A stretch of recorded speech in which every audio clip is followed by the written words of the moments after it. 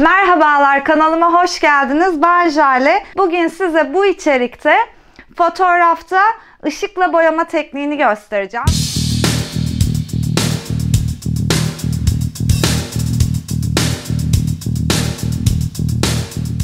Teknik sandığınız kadar zor bir teknik değil. Bayağı aslında basit. En basic fotoğraf ekipmanlarına yapabileceğiniz bir teknik. Özellikle konuyu öne çıkardığından ve böyle sanatsal dokunuşlar kattığından bayağı güzel duruyor. Öyle söyleyebilirim ve farklı duruyor. Açıkçası böyle klasik portre fotoğrafları gibi durmuyor.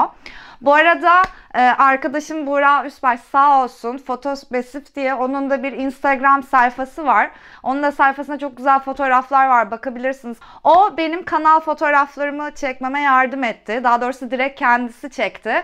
İşte benim kanal fotoğraflarımdaki, Renkli Senin fotoğraflarındaki bu tekniği kullanarak o fotoğrafları biz çektik. Şimdi size o fotoğraflar nasıl çekilir, bunu nasıl yapabilirsiniz anlatacağım. Hemen anlatmaya geçiyorum. Öncelikle fotoğrafta ışıkla boyama tekniğini kullanabilmeniz için bir tane fotoğraf makinenizin olması gerekiyor. Ve tripodunuzun olması gerekiyor. Çünkü fotoğraf çekerken elde değil de sallanmaması lazım. Uzun pozlama yapacağız. Uzun pozlama yaparken makine birkaç saniye sayacak. O yüzden titrememiş olması gerekiyor. Hemen şunu da belirteyim. Diyelim ki insanla ışıkla boyama yapıyorsunuz. İşte makinenizi 5-10 saniyeye ayarladınız. Duran kişi hafif şöyle bir sallandı ya da gözünü kapattı, açtı. O fotoğrafa baktığınızda fotoğrafta titreşim göreceksinizdir. Kişinin suratı bulanık çıkacaktır. O yüzden ışıkla boyama yaparken kesinlikle ama kesinlikle sabit durmanız gerekiyor.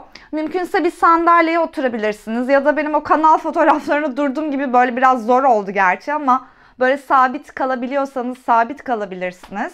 Ama çok fazla titrememek, hatta hiç titrememek fotoğrafınızın net çıkmasına sebep olacaktır. Şimdi ne dedik? Bir tane fotoğraf makinesi, bir tane tripod. Makinenizle bu çekim yaparken otomatik ayarı alabilirsiniz. Ben şimdi öyle yapacağım. Bulb'ta çekmeniz gerekiyor ki bulb'ta elinizin basılı tutması gerekiyor. O çok sağlıklı bir fikir değil. Neden diyeceksiniz? Makine titreyecek. O yüzden bir tane kablolu denklanşör satın alabilirsiniz. Böyle elinizde basılı tutarken kablolu denklanşörde o şekilde çekim yapabilirsiniz. Ya da benim şu an yapacağım gibi makineyi otomatiğe alıp geri sayımda ve kaç saniye çekeceğinizi ayarlayıp o şekilde çekim de yapabilirsiniz. Ve bir de obje ve ışık kaynağınızın olması gerekiyor. Ben bugün böyle bir tane eski antika tipi bir vazomsu bir şey kullanacağım. Kapaklı falan böyle. Arasında delikler de var. Güzel gözükeceğini umuyorum ışığın. Işık kaynağı olarak bir tane şöyle bir oyuncağım var benim, renkli.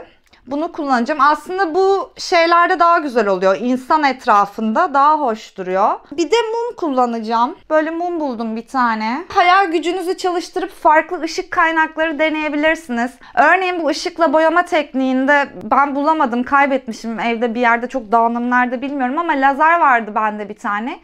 Lazerle yapılan çizimler çok inanılmaz güzel duruyor. Yani şöyle söyleyeyim. Resim boyar gibi mesela bir tane fikir veriyorum size. Bir tane model durdurturum böyle karşınızda düz bir şekilde. Mümkünse gözünü kapasın çünkü gözü açık olduğunda titretebilir. Ve lazerle onun arkasına melek kanadı çizebilirsiniz. İnanılmaz güzel duruyor. Lazer ince ucu olduğu için ve güçlü ışık verdiği için mesela onunla böyle resim yapar gibi makine açıkken objenizin önüne, arkasına desenler yapabilirsiniz. İnanılmaz değişik böyle psikodelik, sanatsal gerçekten kareler çıkıyor. Özetleyecek olursak fotoğrafta ışıkla boyama tekniği karanlık bir ortamda, uzun pozlamada, objenizin etrafında ya da önünde veya arkasında farklı bir ışık kaynağı kullanarak fotoğrafın elde edilmesidir. Böyle özetleyebilirim. Hadi gelin o zaman hemen çekimimize başlayalım. Bakalım ortaya neler çıkacak. Şimdi ışık açıkken şunu belirtmek istiyorum. Makinenizi açtınız. Objemiz orada. Netlik ayarını ışık açıkken yapmanız gerekiyor. Evet, yani objemi şu an netliyorum. Çünkü ışığı kapattığımızda karanlıkta gözükmeyecektir. Ve ayarları şöyle yaptım. ISO'yu 100'e aldım. Çok yüksek alırsanız karıncalı çıkar. Diyafram 1.8'de. Ben Canon'la çekeceğim şimdi. Bu fotoğrafı 650D ve 50 mm objektif kullanacağım. Genelde portre ve ürün çekimlerinde 50 mm kullanabilirsiniz. Aklınızda olsun. 1.8 diyafram açıklığı. Enstantane'de ise 8 saniye kullanacağım. 8 saniyelik bir görüntüde şöyle bir ışığı gezdireceğim. Bakalım ortaya neler çıkacak. Ve şimdi evdeki bütün ışıkları kapatıyorum. Ondan sonra gelip geri sayımı aldım makinayı, denklaşöre basıyorum. Bakalım ortaya nasıl sonuçlar çıkacak. Ben burada takılacağım. Arkaya da siz sıkılmayın diye müzik koyacağım. Bakalım nasıl görüntüler elde edeceğiz.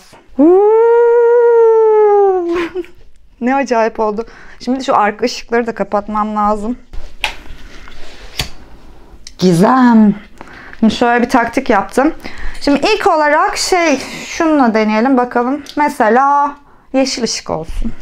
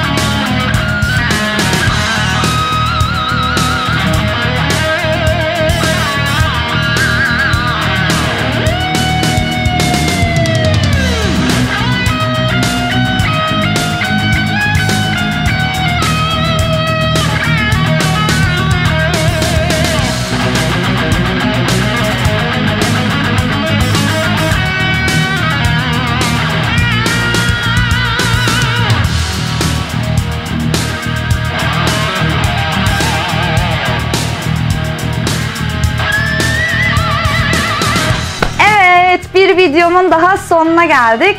Umarım bu içeriğimi beğenmişsinizdir. Bu videoyu beğendiyseniz lütfen kanalıma abone olmayı, çok klasik var artık ama beni takip etmeyi, videoya beğeni atmayı, mümkünse bunu orada burada sosyal medya hesaplarınızda videomu paylaşmayı, yaymayı unutmayın.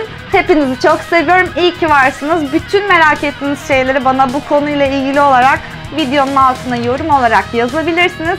Başka içeriklerde, başka videolarda görüşmek üzere. Hoşça kalın.